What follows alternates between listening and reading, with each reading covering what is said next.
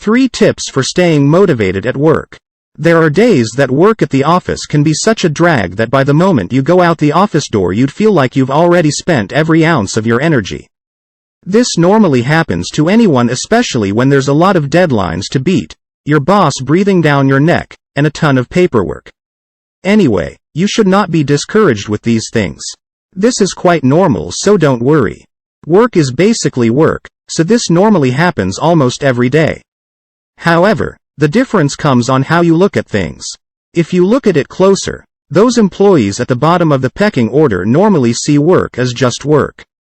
On the other hand, the CEOs and other higher-ups are somewhat visionaries that see a different side of things, which make them the leaders of a company. Earn your way up the food chain by motivating yourself to do better at work. Here are a couple of tips to check out and hopefully motivate yourself. 1. Imagine your accomplishments. Probably the best way to get yourself motivated with work is to think about that sweet moment when you've finished each task assigned to you. It's very delightful feeling that you have accomplished everything and all the burden and stress on your mind just disappears into thin air.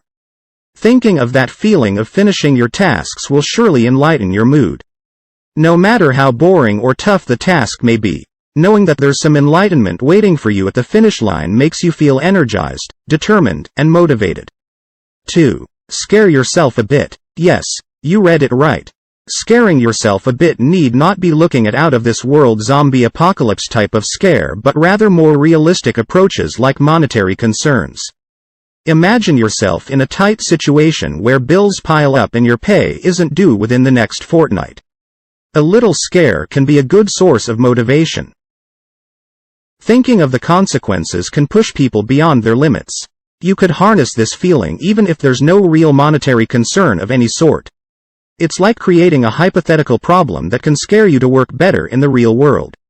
It's purely psychological, but the results are quite real and they're good too. 3. Have that stuck feeling. Have you ever imagined yourself glued to your chair? Try this one out and imagine yourself being held down, your back glued to your chair, your feet nailed to the floor, and your only option to escape is to finish your tasks and finish them well. It's a little too much for some, but there are just some people who need a little extra motivation than others.